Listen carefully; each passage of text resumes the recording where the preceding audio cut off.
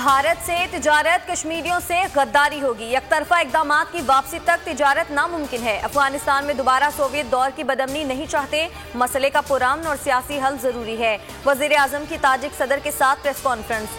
ECO के इख्तितामी इजलास से खिताब में कहा कि मौसमियाती तब्दीली से मुतालिक अहम फैसले करना होंगे। खित्ते के मसाइल हल कर लें तो हम पावर हाउस बन जाएंगे।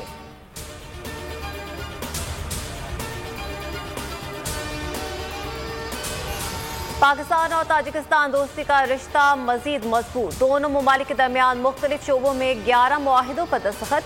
करप्शन, दिफाई, तालीम और सकाफत के मुआहिदे शामिल। ताजिक सदर इमाम अली रहमान के दौरान पाकिस्तान का मुश्तरका एलामिया जारी। वज़ीर आज़म की ताजिकिस्तान को गवादर सी पोर्ट और सी पैक से फ़ायदा उठाने की पेशकश। कहा, पाकिस्तानी बंदरगाहें सेंट्रल एशियाई ममालिक खुसूसन ताजिकिस्तान के लिए बेहतरीन मुआशी रूट हैं।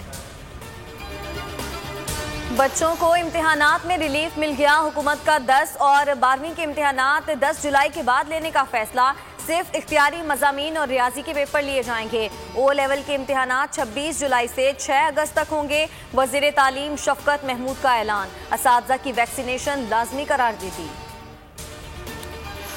हुकूमत ने मईशत का बेड़ा गर्क कर दिया। इमरान खान ने पाकिस्तानियों को इतना मकरूज कर दिया, 4 साल में आटा, गैस, चीनी दें तो उतने पैसे नहीं बनेंगे। मिफ्ताह इस्माइल के ताबड़तोड़ वार। मुर्तज़ा वहाब बोले, हुकूमत तब्दीली के नाम पर तबाही है। 100 दिनों में तब्दीली का वादा करने वालों ने हजारों लोगों को बेरोजगार कर दिया। वज़ीर आज़म की नज़र में GDP का मतलब ग्रैंड डिस्ट्रक्शन ऑफ पाकिस्तान है। साबिक हुकूमत सुरंगें बिछा कर गई, हमने कौम को बचा लिया। तरक्की की शरह से अपोजिशन बुरी तरह बौखलाहट का शिकार है। इल्जामात लगाने वालों ने अपने दौर में मईशत को तबाह किया। PDM को बताना चाहता हूँ, अगले साल तरक्की की शरह 5% होगी। हम्माद अजहर पुरुमीद। कहा, अपोजिशन लोगों की आंखों में धूल झोंकना बंद करे। हुकूमत ने शहबाज शरीफ की बैरून मुल्क रवानगी की इजाज़त के खिलाफ सुप्रीम कोर्ट में दायर अपील वापस ले ली। शहबाज शरीफ के वकील ने भी तौहीन अदालत केस की पैरवी न करने की यकीन दहानी करवा दी। सुप्रीम कोर्ट ने हुकूमत की जानिब से अपील वापस ले जाने पर मामला निपटा दिया। तहरीरी फैसला जारी। शहबाज शरीफ को जिस अंदाज से रिलीफ दिया गया वो किसी के लिए मिसाल नहीं बन सकता। अदालत के रिमार्क्स। शहबाज शरीफ का नाम ECL में है, उन्हें रोकने के लिए हुकूमती अपील की जरूरत नहीं। विफाकी वजीर फवाद चौधरी का ट्वीट। शहजाद अकबर ने कहा कि शहबाज शरीफ को नाम ECL से निकलवाने के लिए दरखास्त देना पड़ेगी। नाम ब्लैकलिस्ट में शामिल होने का मामला खत्म हो चुका।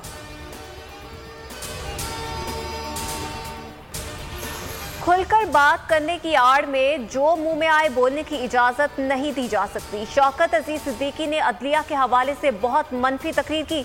जस्टिस उमर अता बंदयाल के बरतरफी के खिलाफ अपील पर समाअत पर रिमार्क्स। कहा, जिस अदलिया को बुरा कहा अब उसी में वापसी के लिए कोशिश कर रहे हैं। तमाम जजेस ज़मीर के कैदी हैं, इंसाफ फराहम करने के लिए काम करते हैं।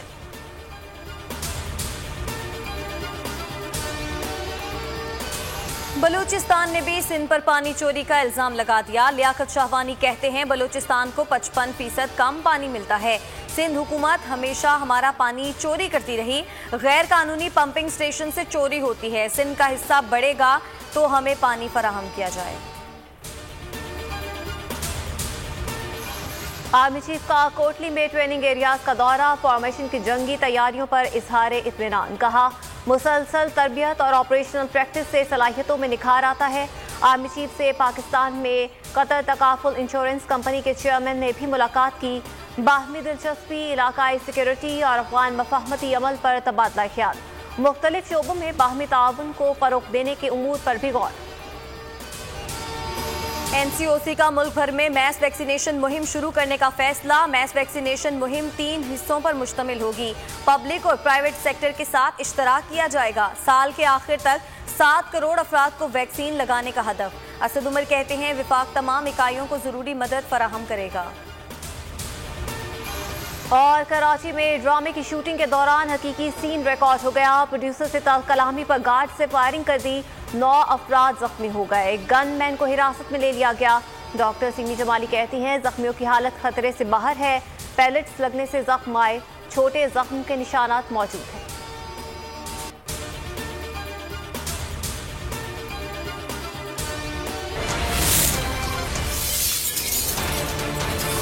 वीकेंड बुलेटिन के आगाज में आपको खबर दें कि भारत कश्मीर से मुतालिक 5 अगस्त के इकदाम जब तक वापस नहीं लेता हालात बेहतर नहीं हो सकते।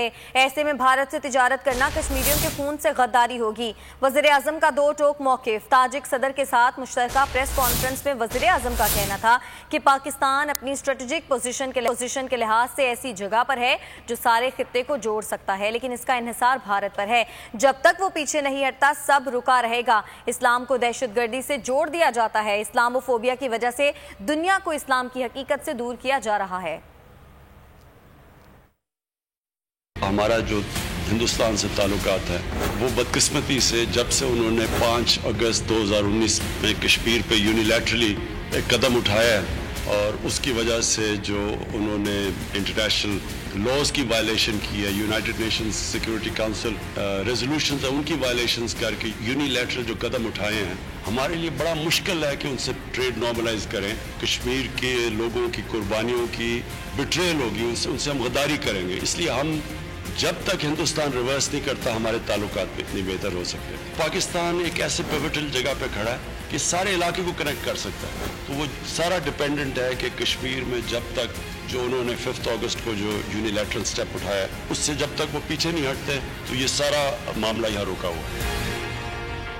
पाकिस्तान और ताजिकिस्तान के दरमियान मुख्तलिफ शोबों में 11 मुआहिदों पर दस्तखत किए गए। ताजिक सदर इमाम अली रहमान के दौरान पाकिस्तान का मुश्तरका एलामिया जारी। वज़ीर आज़म की ताजिकिस्तान को गवादर सी पोर्ट और सी पैक से फ़ायदा उठाने की पेशकश। कहा पाकिस्तानी बंदरगाहें सेंट्रल एशियाई ममालिक खुसूसन ताजिकिस्तान के लिए बेहतरीन मुआशी रूट हैं।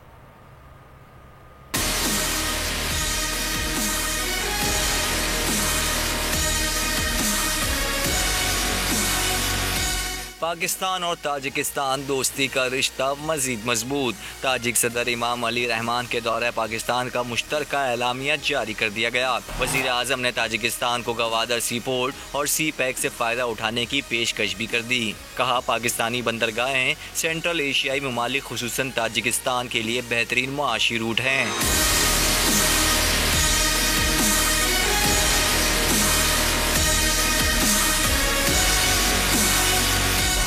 दोनों ममालिक के दरमियान मुख्तलिफ शोबों में 11 मुआहिदे हुए। इन मुआहिदों में इंटरनेशनल रोड ट्रांसपोर्ट के मुआहिदे भी शामिल हैं। कॉस्मेटिक्स और टेक्निकल यूनिवर्सिटी ताजिकिस्तान के दरमियान मफाहमती याददाश्त पर दस्तखत हो गए। एलामिया के मुताबिक दोनों ममालिक के दरमियान करप्शन की रोकथाम में ताउन की मफाहमती याददाश्त पर दस्तखत हुए। करप्शन से मुतालिक रोकथाम की याददाश्त नैप और ताजिक एजेंसी में तय पाई। वज़ीर आज़म ने ताजिक सदर को मुलाकात के दौरान गवादर सी पोर्ट को ऑपरेशनलाइज करने से मुतालिक आगाह किया। ताजिक सदर ने वज़ीर आज़म को ज्वाइंट वर्किंग ग्रुप का इजलास बुलाने की पेशकश कर दी। उन्होंने दहशतगर्दी से निपटने में पाकिस्तानी काविशों को सराहा। दोनों ममालिक ने माहौल के तहफ़्फ़ुज़ के लिए मुश्तरका इक़दाम उठाने पर इत्तेफाक किया। अफगानिस्तान में सिक्योरिटी और अमन अमल पर तफसीली गुफ्तगू की। दोनों ममालिक ने अफगान अमन अमल के सियासी हल पर इत्तेफाक किया। वज़ीर आज़म इमरान खान कहते हैं कि अफगानिस्तान से गैर मुल्की फौजी इनखला के बाद पुरअमन इंतकाल इक़्तिदार चाहते हैं। ECO कॉन्फ्रेंस के इख्तिताम पर वज़ीर आज़म इमरान खान का खिताब। कहा कि अफगानिस्तान में अदम इस्तेहकाम और इंतशार से पूरा खित्ता मुतासर होगा। ECO के तमाम ममालिक की अफगानिस्तान में अमन के क़याम में मदद देनी चाहिए। वज़ीर आज़म का मजीद कहना था कि फ़लस्तीन और कश्मीर पर अक़वाम मुत्तहिदा की करारदादों पर अमल नहीं हो रहा। अमन व अमान हो तो दुनिया में मुल्क समेत खित्ते भी तरक्की करते हैं। यूरोपीय यूनियन को मिसाल हमारे सामने है।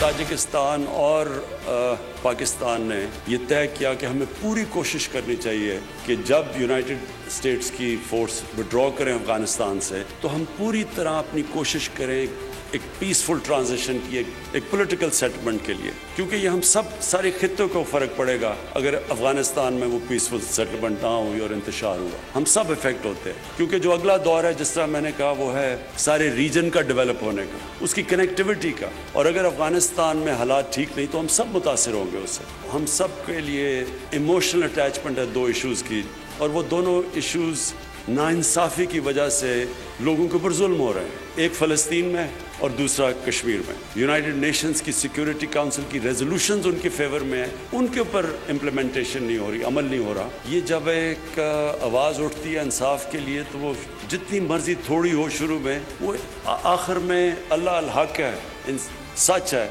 वो फिर फैल जाती है सारी जगह। Chairman joint chiefs of staff committee general Nadeem Raza कहते हैं दुनिया खुद मुख्तार नीम खुद मुख्तार हथियार मुतारिफ होते देख रही है। जंगों का तरजीही तरीका गैर एलानिया गैर वाज़े नजर न आने वाला हो गया है। NDU में national security and war course के शुरा से खिताब में उनका कहना था कि पाकिस्तान की मुसल्लह अफवाज को कसीरुल जहती चैलेंजेस का सामना है। इन चैलेंजेस के लिए मरबूत जवाबी हिकमत अमली इख्तियार करने की जरूरत है। Army chief general Qamar Javed Bajwa ने कोटी के करीब फील्ड तरबियती मशकों के इलाके का दौरा किया। ISPR के मुताबिक मशकों में शामिल दस्ते पहाड़ी इलाके में मुख्तलिफ दिफाई और जारहाना रिहर्सल करेंगे। आर्मी चीफ को कोर लेवल मश्क तशकीर जबल पर ब्रीफिंग दी गई। मशकों का मकसद फॉर्मेशंस की ऑपरेशनल तैयारियों को बढ़ाना है। नवी जमात मैट्रिक और इंटरमीडिएट के इम्तिहानात 10 जुलाई से होंगे। सिर्फ इख्तियारी मज़ामीन के पेपर लिए जाएंगे। शफकत महमूद का बैन सूबाई वज़रा तालीम के इजलास के बाद अहम ऐलान। कहा 9वीं और 11वीं जमातों के लिए भी स्कूल और कॉलेजेस भी खोले जाएंगे। इंटरमीडिएट में सिर्फ इख्तियारी मज़ामीन का इम्तिहान होगा। कैम्ब्रिज ने O लेवल के 26 जुलाई से 6 अगस्त तक इम्तिहानात लेने का फैसला किया है। शफकत महमूद ने इम्तिहानात लेने वालों की वैक्सीनेशन लाजमी करार दे दी है।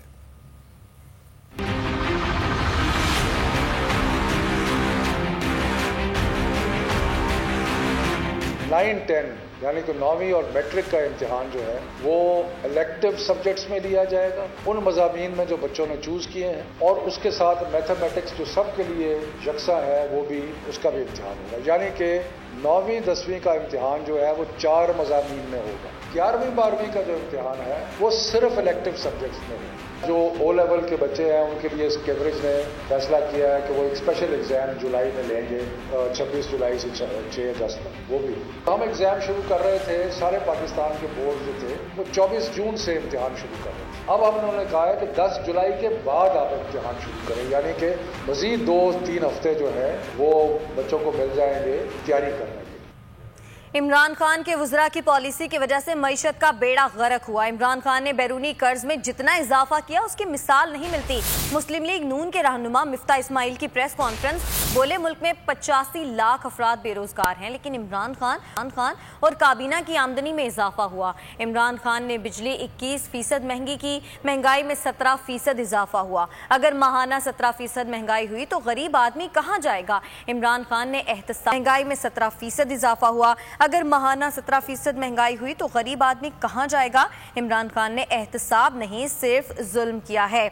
मुस्लिम लीग नून के रहनुमा मिफ्ता इस्माइल अपनी प्रेस कॉन्फ्रेंस में उन्होंने ये कहा कि इमरान खान के वज़रा की पॉलिसी की वजह से मईशत का बेड़ा गर्क हुआ। इमरान खान ने बैरूनी कर्ज में जितना इजाफा किया उसकी मिसाल नहीं मिलती।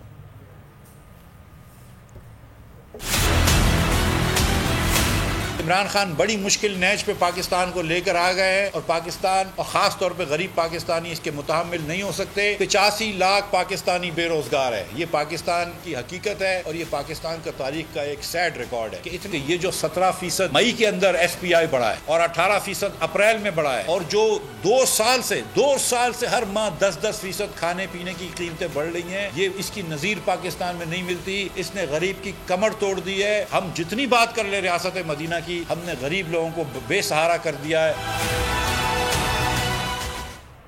100 दिनों में तब्दीली का वादा करने वालों ने 1000 दिन में हर शोबे से हजारों लोगों को बेरोजगार किया।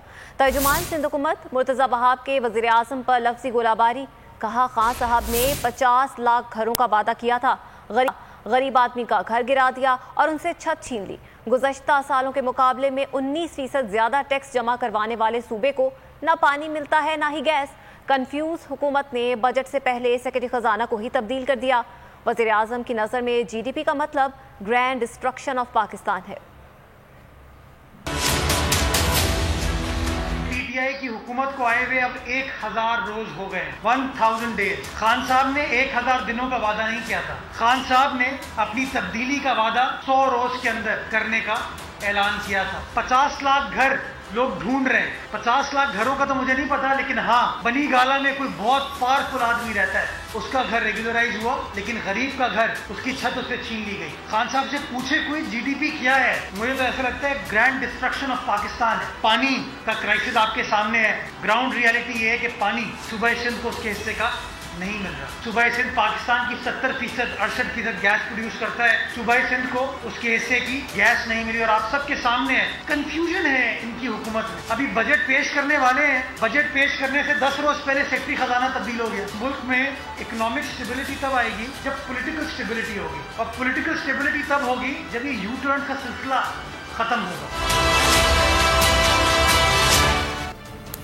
इल्जामात लगाने वालों के अपने दौर में पाकिस्तानी मईशत को तबाह किया गया। पीडीएम को बताना चाहता हूं कि अगले साल मुल्क की इक्तिसादी तरक्की की शरह 5% रहेगी। हम्माद अजहर की मीडिया से गुफ्तगू बोले, पीडीएम की अरकान लोगों की आंखों में धूल झोंकना बंद करें। वजीर आजम के मावन खुसूसी शहबाज गिल ने भी अपोजिशन पर तनकीदी निश्तर बरसा दिए। कहा, डूबती मईशत के असल जिम्मेदारान आज जब मईशत दुरुस्त समत में जा रही है तो सियासी अदाकारी और रंगबाजी के लिए सेमिनार सजा रहे हैं। कर्ज उतारों, मुल्क सवारों और बेशुमार तरीकों से मुल्क लूटा और राह फरार इख्तियार की।